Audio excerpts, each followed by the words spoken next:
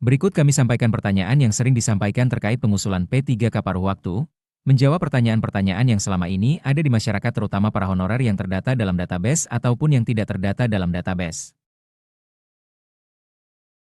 Ada beberapa pertanyaan, terkait kategori apa saja yang dapat diusulkan menjadi P3K paruh waktu? Pertanyaannya adalah sebagai berikut. Pertama, non-ASN tidak terdata atau R4 yang telah mengikuti seleksi dapat diusulkan? Jawabannya ia dapat diusulkan.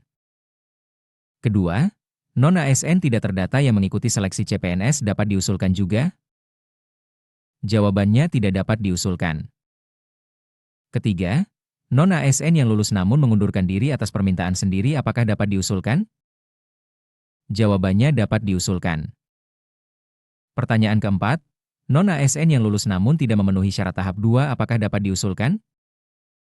Jawabannya dapat diusulkan karena TMS-nya pasca pengolahan. Kelima, non-ASN yang lulus namun tidak mengisi daftar riwayat hidup apakah juga bisa diusulkan? Jawabannya tidak bisa diusulkan karena statusnya masih lulus. Berikutnya keenam, ASN terdata yang tidak memenuhi syarat administrasi karena memilih formasi di luar instansinya apa bisa diusulkan? Jawabannya tidak bisa karena tidak mengikuti ujian CAT. Pertanyaan terakhir, apakah non-ASN terdata yang tidak hadir seleksi bisa diusulkan? Jawabannya tidak bisa diusulkan sebagai P3K paruh waktu.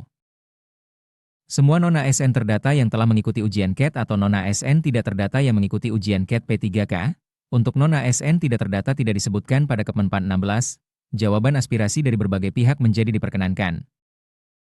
Nanti dasarnya dari penetapan kebutuhan P3K paruh waktu oleh Menpan RB.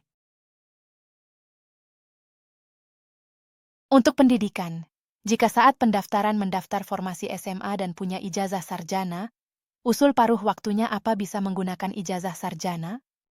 Terkait dengan pendidikan maka jabatan dan kualifikasi pendidikan sesuai dengan kebutuhan dari organisasi. Jadi silahkan dilakukan penyesuaian oleh masing-masing instansi saat pengusulan P3K paruh waktu.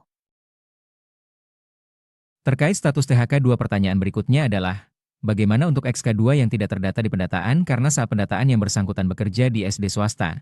Mau daftar tahap 2 tidak bisa karena belum 2 tahun bekerja di SD negeri sehingga tidak ikut ujian. Apakah status XK2-nya hangus? Bisakah dengan modal nomor K2 diusul ke paruh waktu? Jawabannya, tidak bisa diusulkan P3K paruh waktu karena yang bersangkutan tidak mengikuti ujian CAT. Untuk pemilihan penempatan, adakah kewajiban untuk memilih peserta P3K paruh waktu berdasarkan ranking nilai ketika mau ditempatkan, atau instansi boleh pilih ditempatkan di mana? Penjelasannya bahwa semua non-ASN terdata wajib diangkat menjadi P3K paruh waktu. Untuk pemilihan lokasi kebutuhan silahkan disesuaikan dengan kebutuhan organisasi. Berikutnya apakah jabatan dan unit kerja P3K paruh waktu harus sesuai dengan yang dilamar oleh peserta? Silahkan disesuaikan dengan kebutuhan organisasi dengan catatan non-ASN tersebut eligible untuk menduduki jabatan tersebut. Bagaimana untuk guru PPG atau R5 dan guru yang lulus ke sekolah rakyat? Untuk guru PPG atau R5 jika dibutuhkan oleh instansi bisa diusulkan, jika tidak maka saat mapping dipilih oleh instansi tidak aktif bekerja. Guru yang sudah lulus sekolah rakyat berarti sudah tidak aktif bekerja di instansi tempat mengajar atau Pemda. Jika masih muncul pada mapping silahkan pilih tidak aktif bekerja.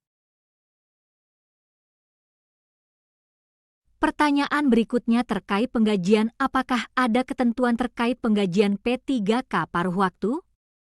Misalnya pada instansi akan diterapkan penggajian yang berbeda sesuai dengan kemampuan masing-masing satker. Apakah diperkenankan?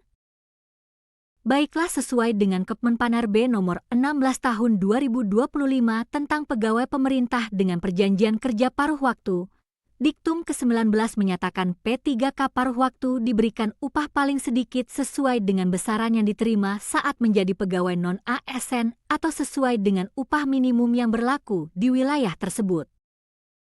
Dan instansi daerah juga bisa menggunakan rujukan dari Surat Menteri Dalam Negeri nomor 900.1.1/227/SJ tentang penganggaran gaji bagi pegawai pemerintah dengan perjanjian kerja paruh waktu serta dasar pemutakhiran klasifikasi. kodifikasi, dan nomenklatur. Apakah boleh langsung diusulkan ke P3K penuh waktu jika ada ketersediaan anggaran? Bagaimana teknisnya? Untuk hal ini BKN masih menunggu mekanisme teknis persetujuan usulan kebutuhan dari Kementerian PNRB. Info lebih lanjut akan segera kami sampaikan. Pertanyaan terakhir terkait kontrak kerja, pada mekanisme tertulis kontrak 1 tahun. Apakah setelah habis 1 tahun dapat diusulkan P3K paruh waktu? Dapat kami jelaskan bahwa dalam 1 tahun itu harus disiapkan anggaran. Kemudian selanjutnya diangkat menjadi P3K penuh waktu jika tidak maka instansi dianggap tidak memiliki kebutuhan. Demikianlah kami sampaikan pertanyaan-pertanyaan yang sering ditanyakan kepada kami, terkait pengusulan dan pengangkatan P3K paruh waktu. Semoga dapat memberikan gambaran, wawasan dan pengetahuan. Kami ucapkan terima kasih.